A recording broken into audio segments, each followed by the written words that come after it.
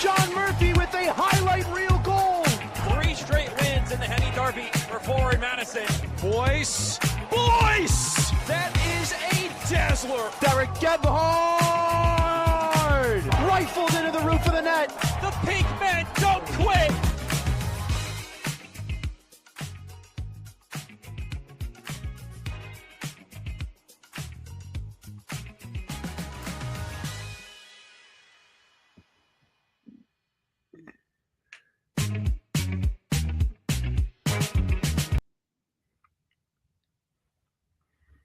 Hang on, can't hear you.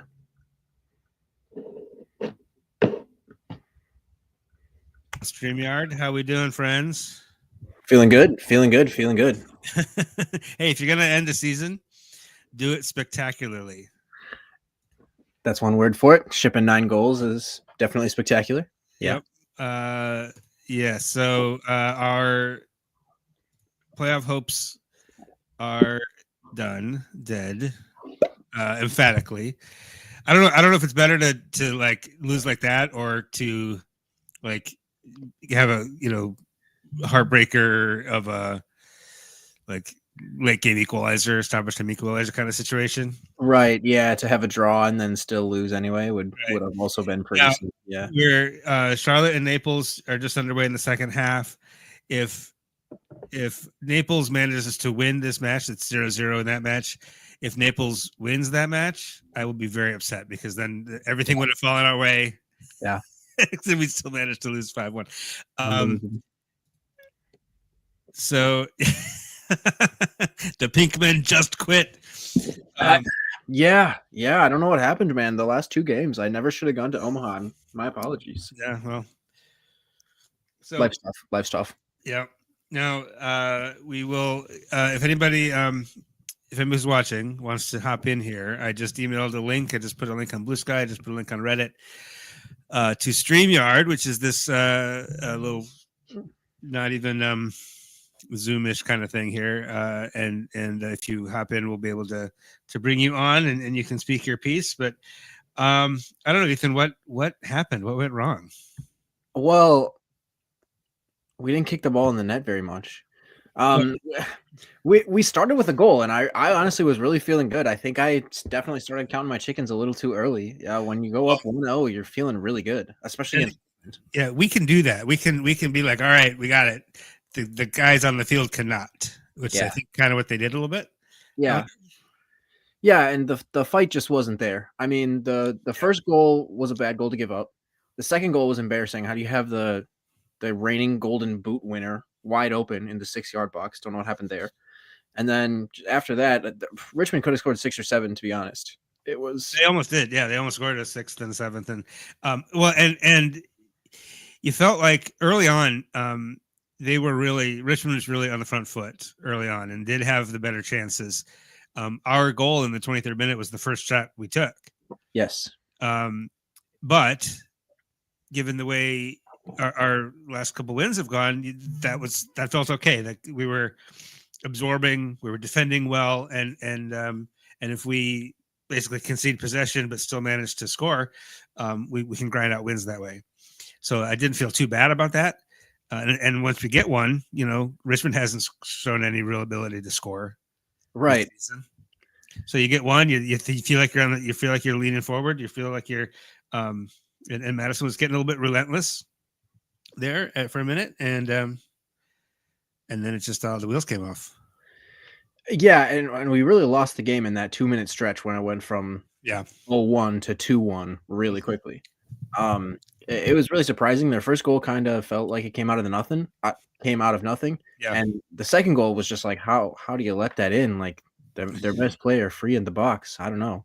Well, to be fair, I mean, he has not been the same player this year that he's been in the past. That's true. But still, he has the most goals in league history.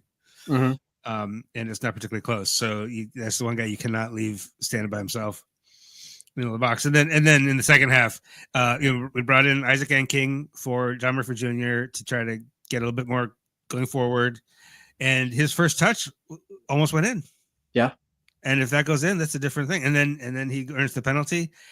Yep. And then Derek, I don't know, put it too close to the keeper. Yeah, that was a bad penalty. We didn't trouble their backup goalkeeper, you know.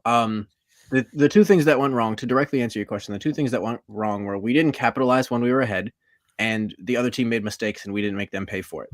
That's the two ways to win a USL League One game, and we did neither of them, so I don't think we deserve to win. No. Yeah, it was rough, and it was and then to give up the third in the first half stoppage time just killed any hope, I think. Yeah. Oh yeah.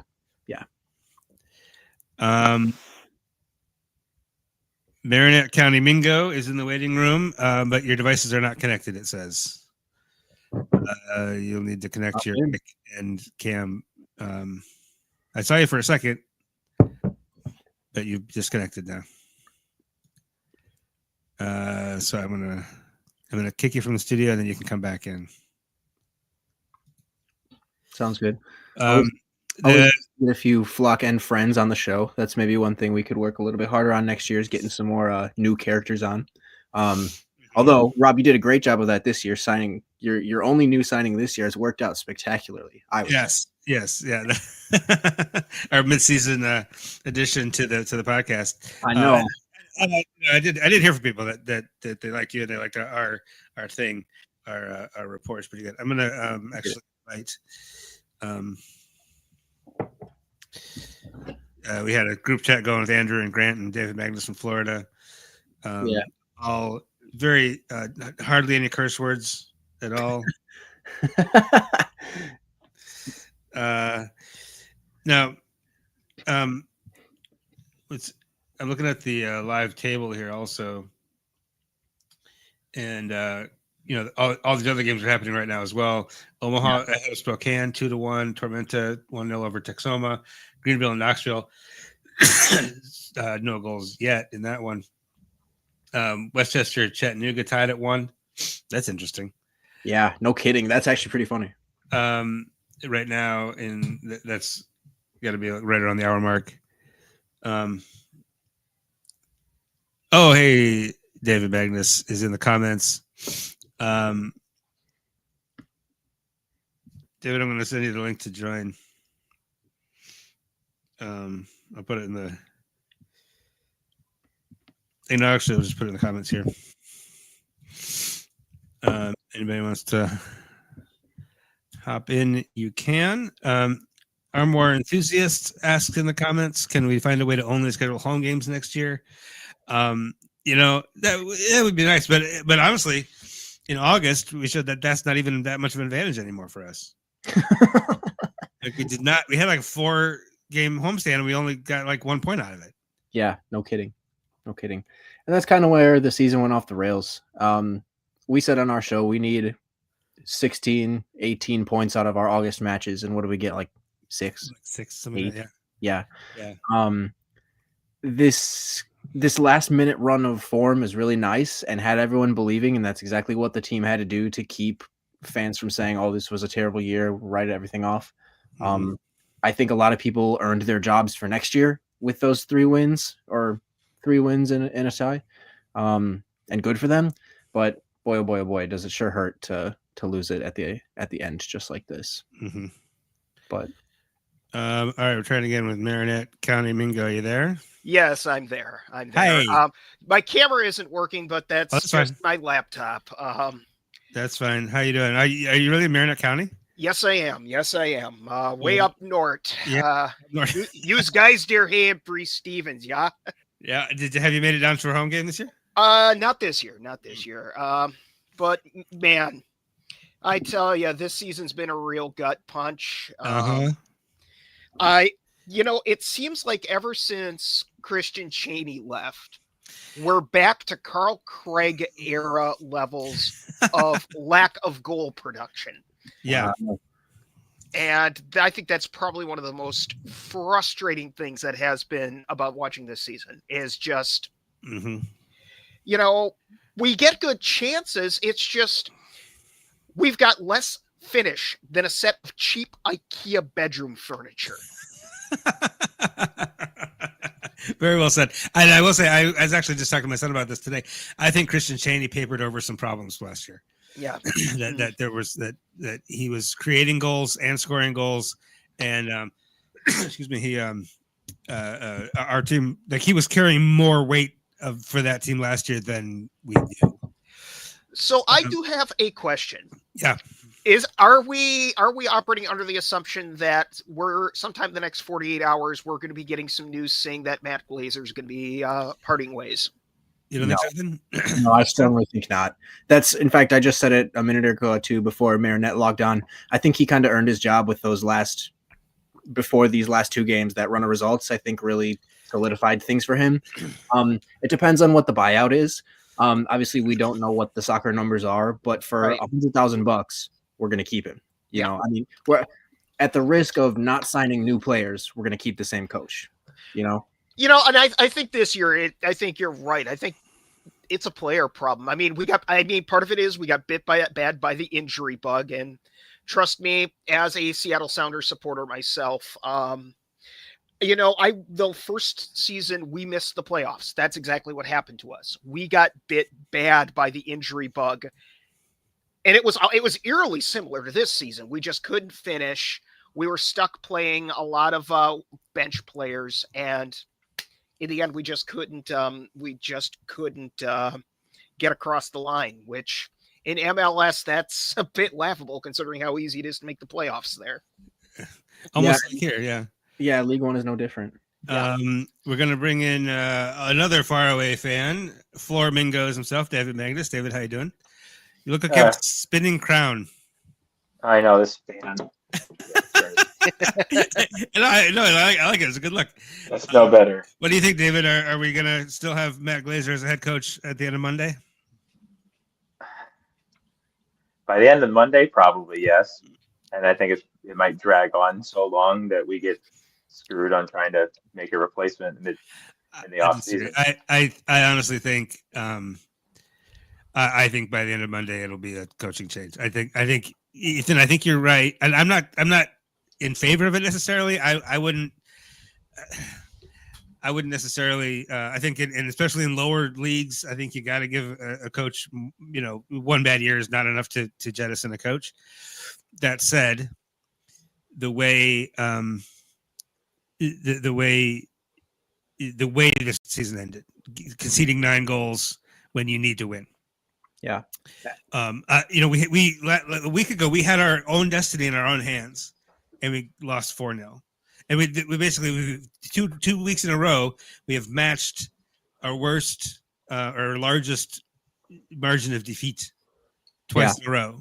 We've never lost by more than 4 in a league match, I don't think. Mitch will correct me if I'm wrong on that. But I think I wouldn't necessarily be in favor of a coaching change. I think there has to be some sort of change. And I think it's also because the other reason I think that a couple other reasons that I think that the club might feel a change is appropriate is that, just the way we lost these last 2 matches. And also to the expectations were so high. You bring back basically, he put together the first year was like, that wasn't my roster, right? So he puts together his own roster, makes playoffs 2 years in a row, brings back most of his roster, and it just falls apart this season. And we're, we end up on the bubble kind of, but like, if you can't finish in the top 8 in a league of 14, what are you going to do in a league of 21? No that's the other reason that the club might feel a change is in order, because like next year is only going to get harder. Yeah.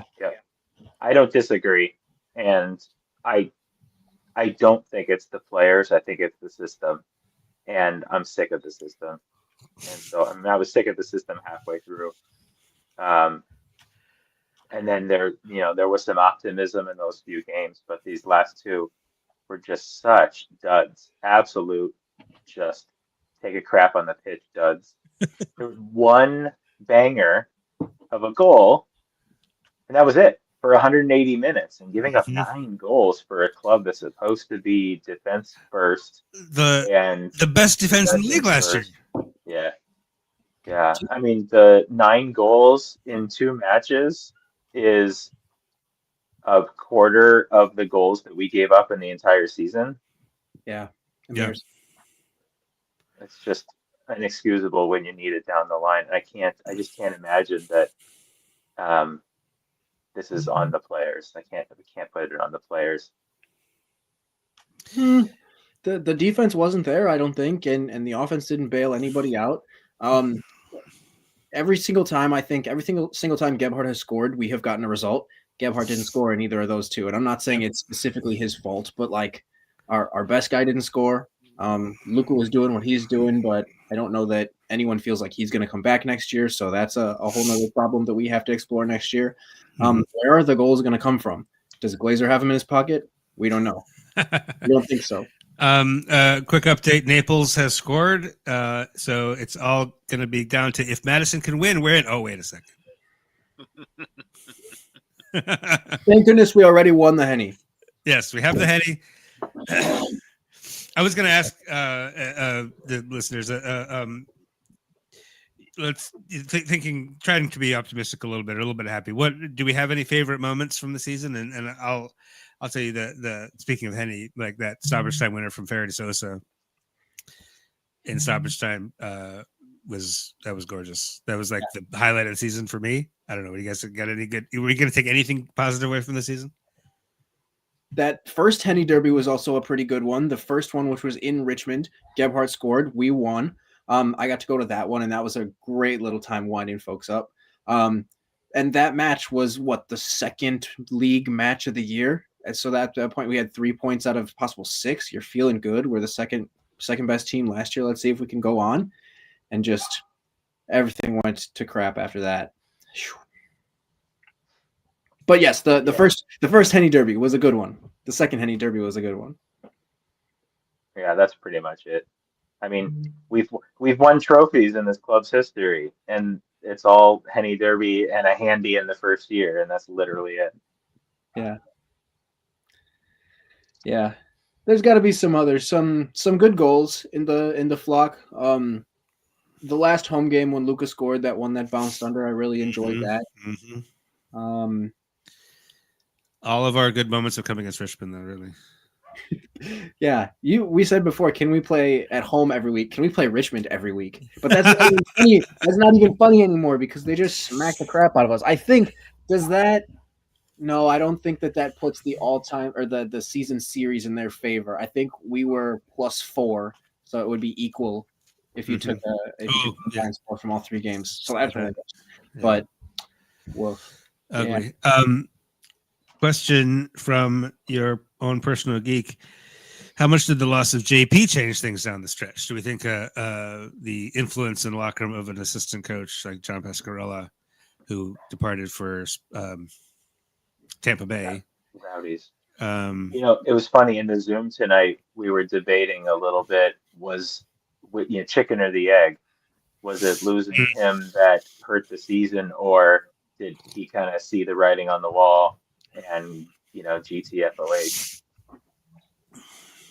My feeling, I'm not sure that it's either necessarily. I don't think he was a rat fleeing a sinking ship. I think he saw an opportunity. He's been a head coach. He's been at a higher level. He's done a terrific job here. And he was given an opportunity and took it.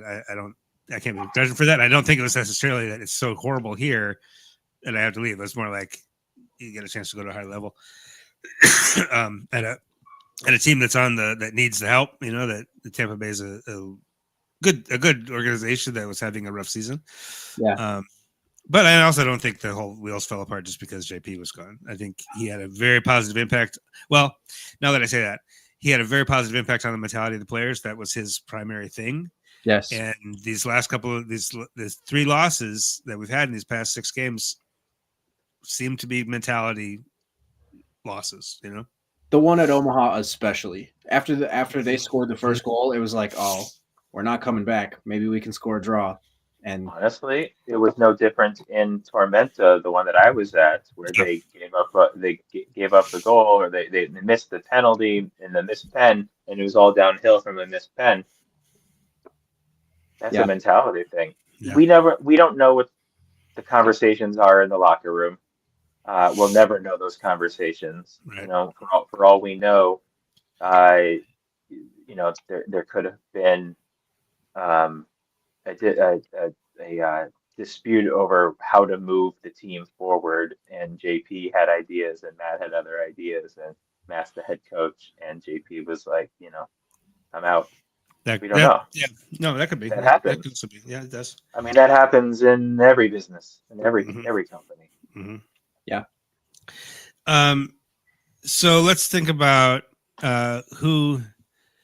Trying to stay positive. Who do we want? Who do we really like? Who do we want to see back?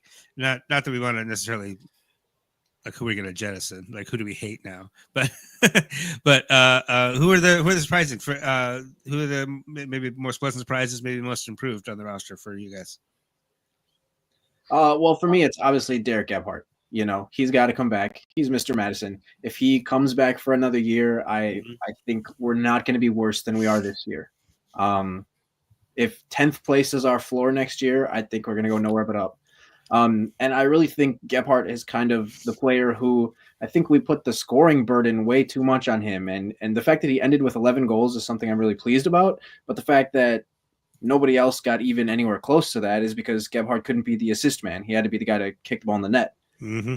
So I think he suffered a lot from not having a big number 9 who could finish crosses. And I think he'll really be able to take his game up with some better players around him in the forward line. What do you think, Marinette? Well, I agree on Gebby. I'd like to see Gebby again. Up until these last 2 games, I was going to say Wallace Lapsley, but once again, that's my Sounders bias. Now, I'm not sure at all. Maybe that's something to build a rebound around is new keepers. And I mean, let's see what we can, let's see what's out there. Do you think if we let Burn Shipman go, and we could talk more about that, but just say if we let Burn go, are you confident with Wallace as number 1? Not after these last 2 games. Not at all.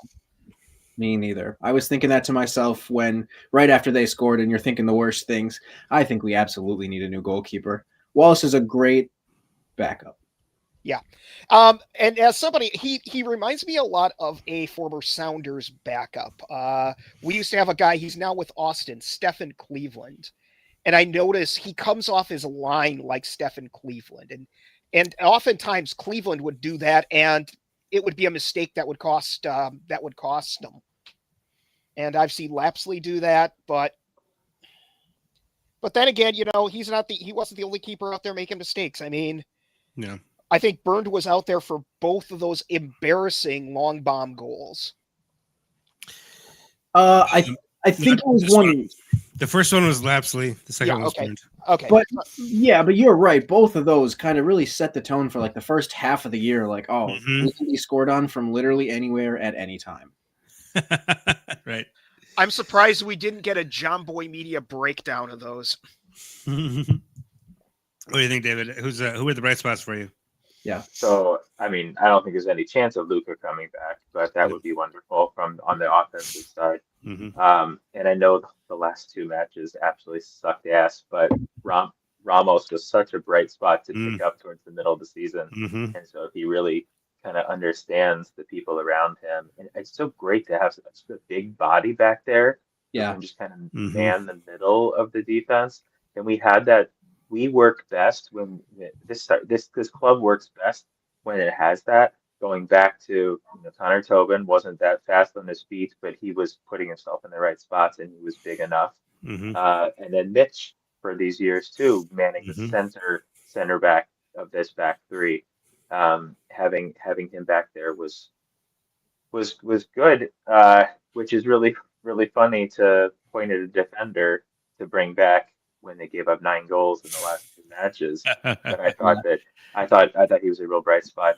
And honestly, I think the midfield this year did absolutely jack crap, which is just piss poor because the midfield was one of the strengths in the last couple of years. And injuries hurt. I totally get that. And then you get guys who aren't used to playing with each other. And I love these guys, but there was just no production from the midfield at all this year.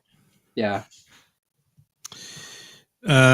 there's a couple folks in the comments mentioning Ramos also, and I can't disagree with that. And if Mitch Osmond comes back, I know there was some talk that he might be ready to retire soon. I don't know if he'll has one more season in him or not. If he comes back, I think that would be great. But him and Ramos both in the back line. I mean, especially if there's a shift in tactic a little bit, Yeah. I think that would be fantastic. Also from the comments, they need to keep Murphy Jr.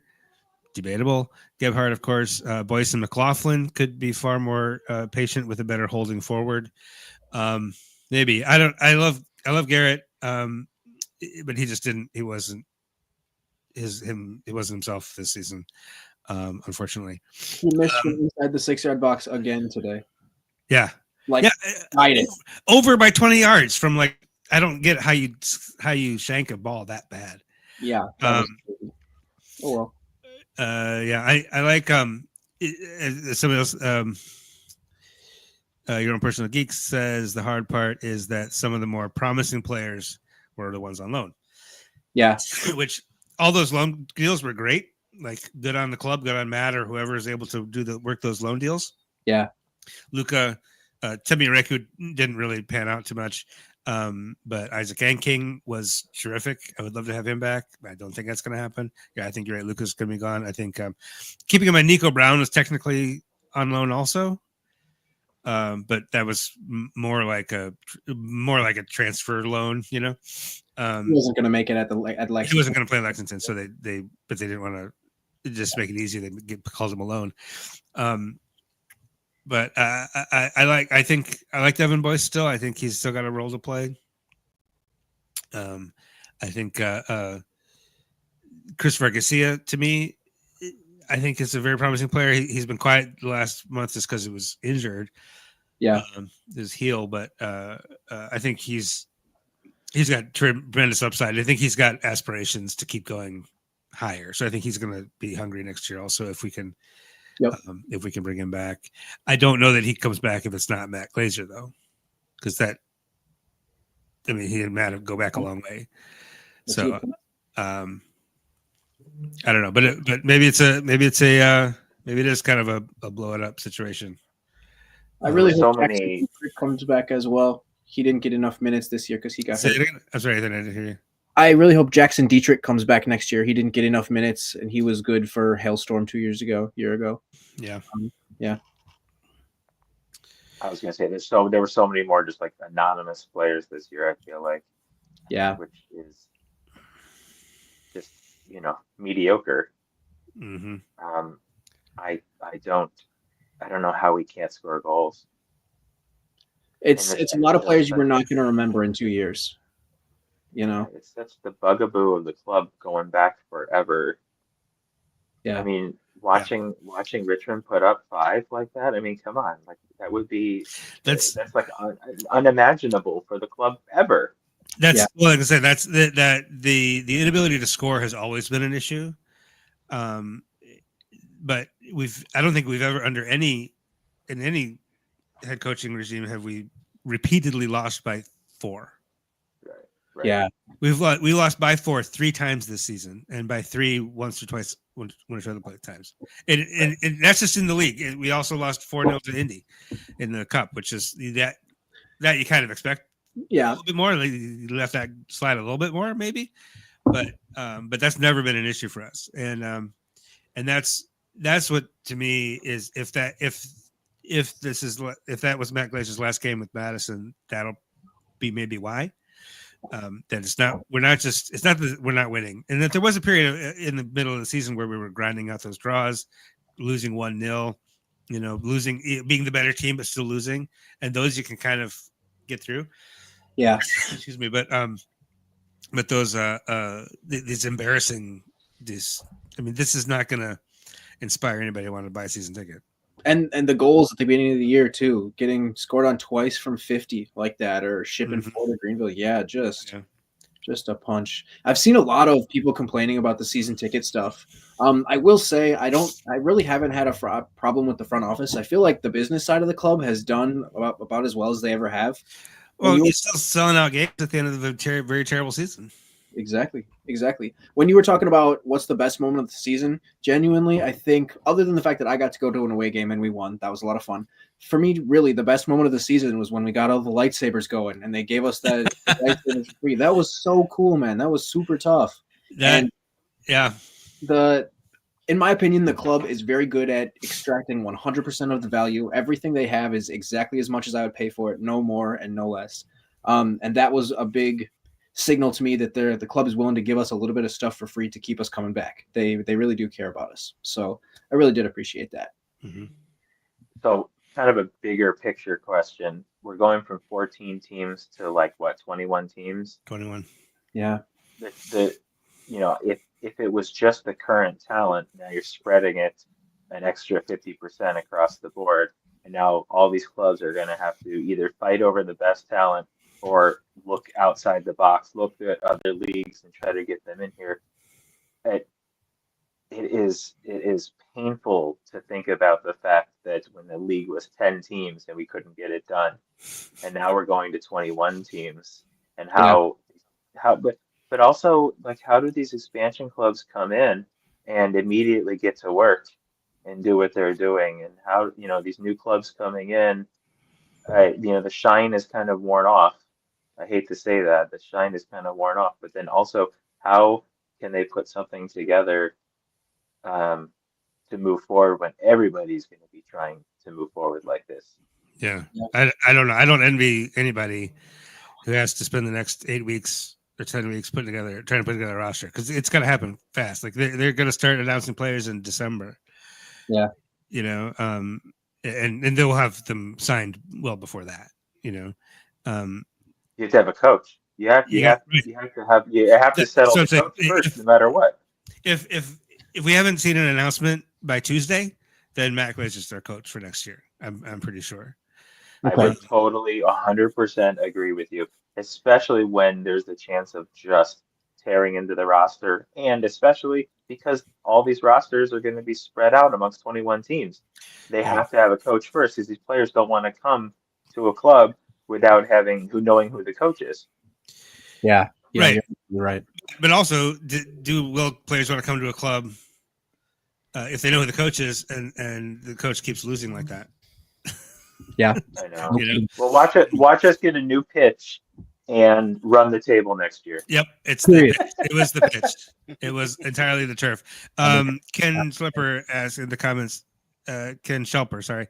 If Glazer's out, is there anyone you all know of that could step in? Is there anyone on the coaching staff? Just fearing a club going to have a massive restructure. Hey, Marinette. Hey. Oh, it's gone again. No. Yeah, I know. My camera is messed up. It's touch and go. The only person on the coaching staff right now who could readily step in is Neil Lavity, and he's a great guy, and he's Helms. He's the one that steps in as head coach whenever Matt gets a red card, which is once or twice a season. And I think he would be perfectly capable. He's been here the whole time. He was Daryl Shore's assistant back in 2019. He's been here I didn't know that. through every regime, so he's familiar. He's a solid fellow guy. I don't know. David, you know him better than I do, probably. Do you think he'd be up for it? It almost, when you have somebody who's, well, I shouldn't say that. When you have an assistant for so long, maybe they don't really want the head coaching job, but then UW did that with Greg Gard. Right. So it's not like, so that's super hard to tell. I know somebody who knows a little bit about soccer, lives in Madison, and might be open to a coaching opportunity, named Robert Chappelle. Chappelle, is that how you pronounce it? Yep. Roberto Chappelle, is that his name? I let my license lapse. I think there are. This is the other thing too, though, about the league expansion, is that you're not only spreading out the player talent, you're spreading out the coaching talent. You're tons more opportunities for guys that are probably going to be okay, but also officiating talent. That's what I'm most worried about, honestly, is like the reffing is going to get even worse. Oh God! Wait, League One, League One officiating can get worse. We'll see. We will see. The referee in the Portland match earlier was like awful. Like was trying to let Alta win that game. Like actively trying to let Alta win the game. Speaking of the games, the Naples has scored a second on a penalty. So we genuinely did. We had such a narrow path, and everything went our way, except for those 5 goals that we gave up. Except for the goals that we had control of. Win against Omaha, you're in. Win against Richmond. If there was ever a year, your own personal geek responds in the comments. If there ever was a year to have a massive reconstruction, this would be the year with so many other teams starting from scratch. And the thing is, in this league, as it's currently constructed anyway, I'm not sure that there's such a thing as like a rebuilding year, whether you have to take a whole year to restructure or whatever. No. Because you have 7 new teams that are starting from scratch. We might as well start from scratch too. And you've seen teams like Naples, like Portland, like Ulster for that matter, even though Ulster didn't make the playoffs, they had a pretty good season. Who start from nothing and build a roster and succeed.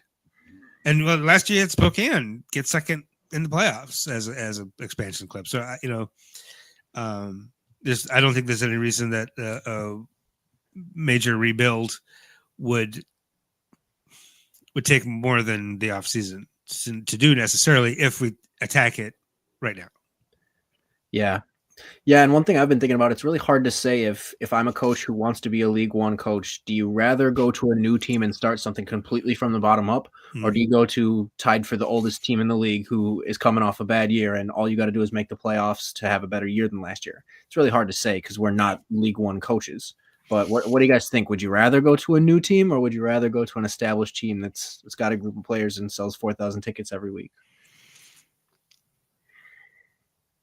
I think that honestly, going to a new team, especially because there's so much hype with some of these new teams, that if they look at the Portland model, look at the Madison model first, and then look at Portland, just seeing how the right environment, the community can, come right to, to sell out these matches right away. Basically, that might be an exciting opportunity for them.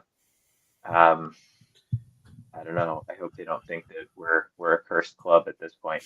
Hey, I gotta jump, guys. It was good talking with y'all. Thanks, David. Yeah. Bye-bye.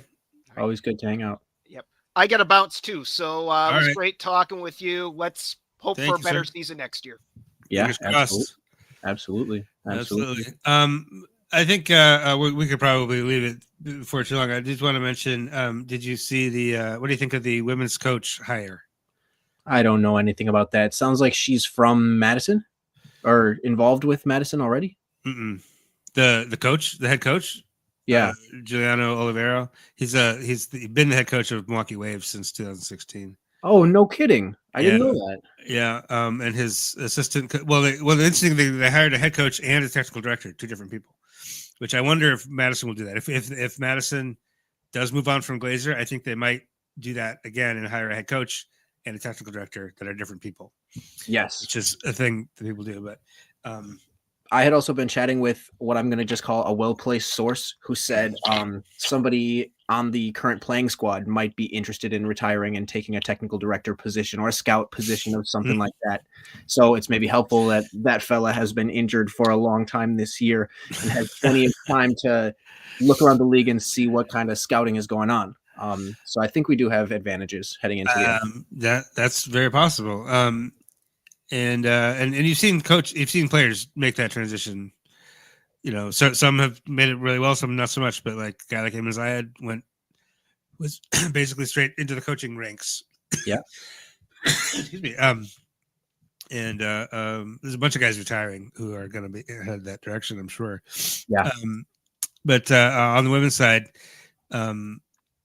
Liz Lawrence is going to be the technical director, and they run the girls' academy at Elmbrook United right now. The 2 of them together, and they're going to keep doing that while they take over the head coach and technical director job for Madison women's team. And I would expect our women's team to get its brand and all that stuff to be announced in the next month or so. Yeah, I agree. I'm looking forward to that. Did you see the Fort Wayne announced their branding and folks are not loving it? Yeah, they chose the Cracker Barrel colors. Yeah, going for a big mustard vibe. Which, as you pointed out last week, they had this beautiful blue with the waves and everything, and I don't know why they felt the need to rebrand. Yeah, that was really unusual, I thought. But it worked for Ford Madison, so maybe it'll work for them. Well, I mean, they clearly, I don't think they engaged with their fans very much. Or if they did, they engaged them with the blue.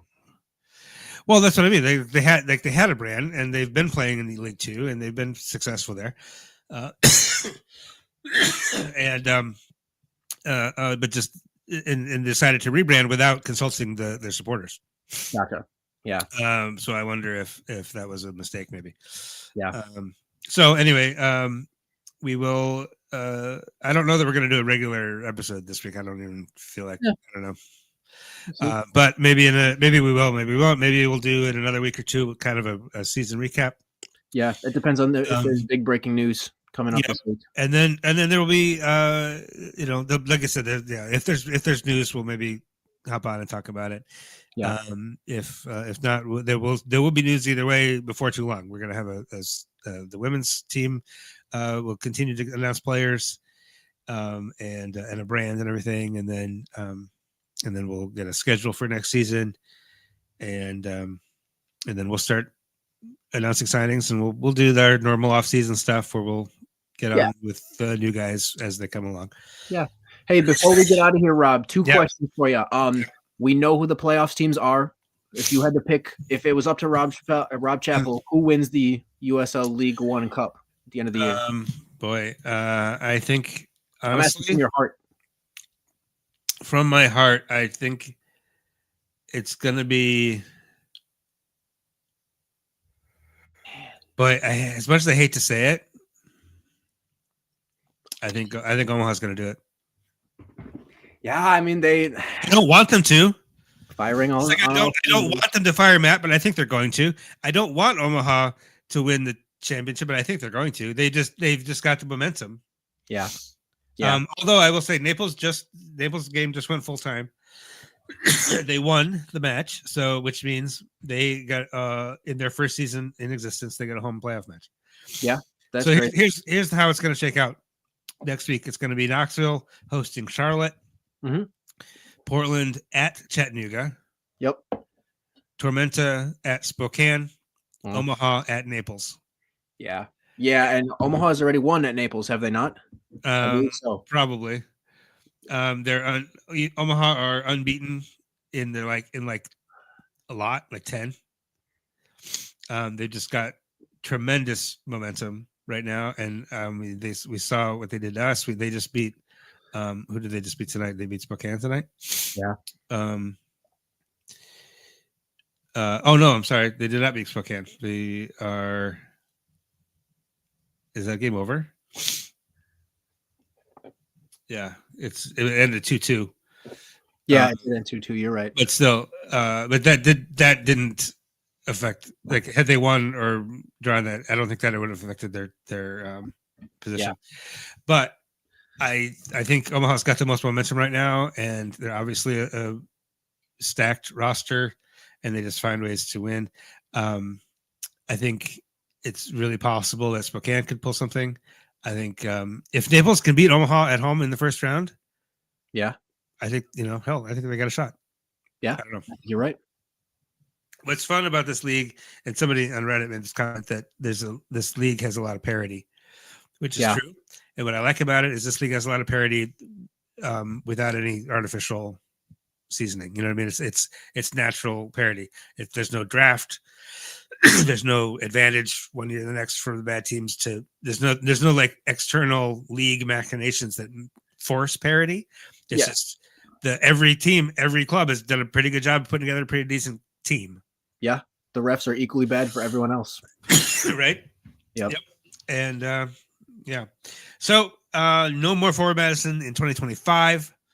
But I don't know. Do you watch the playoffs if we're not in it? Absolutely, yeah. I'll have to stay tuned, or if I don't watch the games, I'm watching the scores as they come in. Yeah.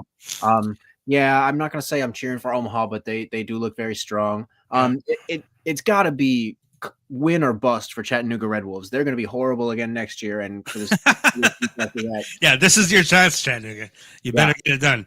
I will also say my Fulham Football Club are 3 points clear of relegation right now. So depending what happens tomorrow with Nottingham Forest, they might actually be in the relegation zone by the end of the weekend. There you go. So I got another whole 6 months of misery ahead of me. Yeah. And just when Fulham are about to get relegated, Fort Master will be starting up again. So the optimism will continue. So thanks for the time, Ethan. Absolutely. Thanks everybody watching. Thanks for Marinette, Connie Mingo. Thanks to Dave Magnus for hopping in. Thanks for all the comments, and everybody. Thanks for watching. We'll talk again soon. Up the goals.